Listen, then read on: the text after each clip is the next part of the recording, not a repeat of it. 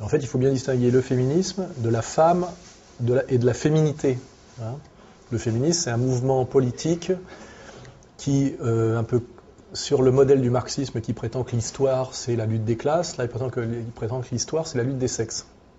Et qu'en fait, le but de l'histoire, c'est de libérer les femmes de l'oppression qu'elles subissent de la part des hommes. Donc c'est une vision du monde que j'appelle moi un communautarisme victimaire, c'est-à-dire effectivement il y a un côté monodéterministe, c'est-à-dire les femmes sont aliénées par les hommes et il faut qu'elles se libèrent de l'oppression masculine. C'est la première définition sérieuse du féminisme.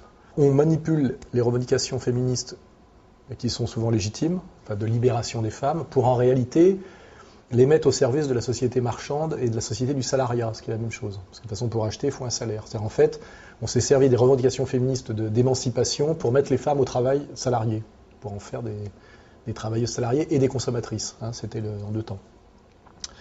Et d'ailleurs, ça a commencé aux États-Unis avec ça s'appelle la théorie de la nouvelle femme, qui consiste à sortir la femme du foyer, qui est un rôle non marchand, hein, sans pouvoir d'achat direct, et de la culpabiliser et en même temps de lui faire prendre conscience ou de forcer sa conscience pour qu'elle pense qu'être femme au foyer, mère de famille, épouse, c'est une aliénation, une souffrance, une humiliation, et finalement de la faire passer de la sphère d'influence de son mari à la sphère d'influence du patron, ce qui est assez ambigu, puisque finalement on se rend compte à l'arrivée que finalement la femme se retrouve grâce au combat féministe avec une double aliénation qui est de subir à la fois le mari et le patron.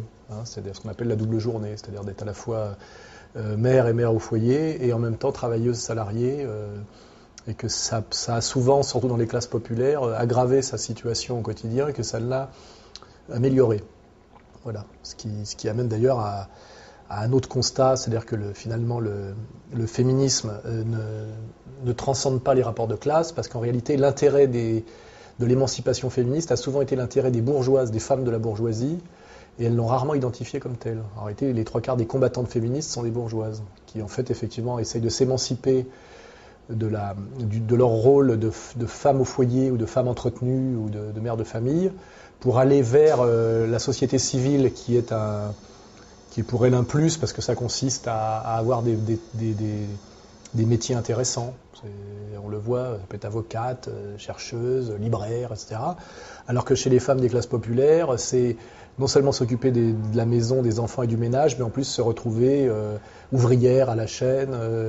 Et ce qui est assez intéressant, c'est que du côté des classes populaires, en fait, l'émancipation des femmes passe plutôt par échapper à l'impératif de production et au salariat, pour pouvoir à la limite devenir femme entretenue, femme au foyer, ce qui est un luxe et une aspiration pour les femmes des couches populaires, c'est échapper à l'impératif de production du travail, alors que dans la bourgeoisie, c'est échapper à l'ennui de la maîtresse de maison de la bourgeoisie pour accéder à une vie sociale plus intéressante dans des métiers intéressants. Ce qui veut dire qu'il y a une opposition en termes de classe entre ce à quoi aspire la bourgeoise en termes d'émancipation et ce à quoi aspire la femme des couches populaires. Et le féminisme a rarement identifié cette contradiction. Et il est assez facile de voir que la plupart des leaders féministes sont en général des femmes de la bourgeoisie. C'est-à-dire ça correspond à la sensibilité de la bourgeoise de gauche. Donc ça, c'est le travail que j'ai fait, qui à mon avis n'est pas contestable et pas critiquable, mais qui a été beaucoup critiqué d'ailleurs en termes de procès d'intention, machisme, mépris des femmes, etc. C'est possible pour une femme de travailler dans la société du salariat si quelqu'un s'occupe de ses enfants en bas âge, par exemple, ce qui veut dire que souvent, ce qu'on oublie, c'est que derrière la femme émancipée féministe, il y a une autre femme qui a une double aliénation, elle, qui est la femme de ménage, par exemple, ou la babysitter, qui, elle, s'occupe et des enfants de la bourgeoise émancipée et de ses propres enfants. Donc c'est qu'en fait, l'émancipation des femmes se fait souvent de façon non dite sur le dos d'autres femmes qui, elles, subissent une double aliénation. Parce que le problème d'à la fois d'accoucher d'enfants, d'élever des petits-enfants et de travailler, c'est que ça multiplie le temps de travail et que les journées ne sont pas extensibles et qu'il n'y a pas d'ubiquité chez les femmes, pas plus que chez les hommes. Donc, à un moment donné, comment fait-on ? Qu'est-ce qu'on fait de ces enfants en bas âge quand on est obligé de travailler 8 heures par jour ? C'est la question qui est posée. Alors, il y a des femmes qui ont les moyens de payer une babysitter pour aller travailler, ce qui veut dire qu'il faut que leur salaire soit plus élevé que ce que coûte la babysitter. Mais pour les femmes des couches populaires, une femme qui s'occuperait de leurs enfants pendant qu'elle travaille leur coûterait plus cher que ce qu'elle travaille en tant que salariée. Donc, ce n'est pas un choix libre, c'est une question déjà de position de classe. Et ça réduit souvent à la fin notamment dans les classes populaires, à la double journée. Parce qu'en réalité, aujourd'hui, le droit au travail est une escroquerie, c'est l'obligation de travailler. C'est-à-dire que pratiquement plus aucun couple aujourd'hui ne peut vivre sur un seul salaire. Et dans les couches populaires, ce qui prouve d'ailleurs qu'il y a une régression sociale, il faut dans les familles d'ouvriers ou de petits cols blancs, 2 salaires pour faire vivre une famille, un foyer. Il faut 2 salaires. C'est-à-dire qu'une femme arrête de travailler aujourd'hui, c'est un luxe dans les classes populaires. En réalité, elle est obligée de travailler. Donc les féministes nous présentent comme un acquis de haute lutte le fait d'avoir le droit de travailler, et dans le travail salarié, alors qu'en réalité c'est une obligation. Un, c'est une obligation, et deux, c'est ce que désire le système marchand, car en fait, le système marchand qui veut étendre le marché toujours plus a intérêt à étendre le salariat et le pouvoir d'achat, la capacité de consommer.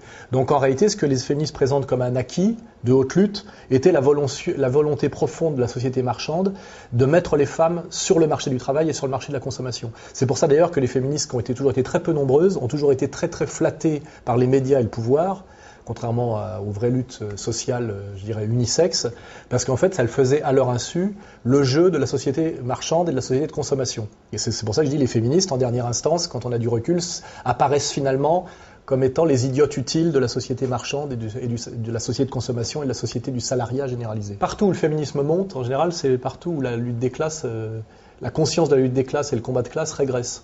Et c'est là où le féminisme est assez ambigu, c'est que plus la société se boboise et plus elle se libéralise et plus elle devient bourgeoise et plus les écarts notamment de richesse s'aggravent, plus les féministes sont présentes et plus on leur donne le pouvoir. C'est un constat systématique. Donc, je crois que malheureusement, les féministes jouent un rôle d'idiote utile et parfois même de collabo dans cette histoire-là. J'ai un grand respect pour des tas de femmes qui ne sont jamais féministes. Même Marguerite Yourcenar se moquait des féministes parce qu'elle voit très bien le piège.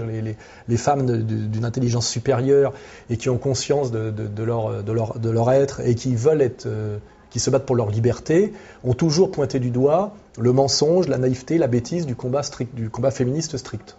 Et même certaines héroïnes féministes comme Madame Halimi a écrit un bouquin sur le tard, là, où elle avoue en gros qu'elle a fait tout ça pour faire chier son père et que c'est finalement une histoire oedipienne et bourgeoise. Et souvent le féminisme se réduit à un règlement de compte oedipien et bourgeois, et l'exemple le plus flagrant étant Simone de Beauvoir. Simone de Beauvoir, c'est la preuve que le féminisme, c'est de la merde, intégralement. Sa relation à sa famille, sa relation à Sartre, sa relation à la gauche, sa relation aux hommes, c'est d'une naïveté qui n'a d'égal que finalement c'est mesquin, méchant et malhonnête. Et j'aimerais bien que les gens qui s'intéressent à la question aient l'honnêteté de faire une étude a posteriori de qu'est-ce que représente Simone de Beauvoir. Sur le plan d'ailleurs de la production philosophique, sur le plan de l'engagement politique, sur le plan de l'ambiguïté mondaine, c'est pas reluisant. Je préfère encore penser à Louise Michel.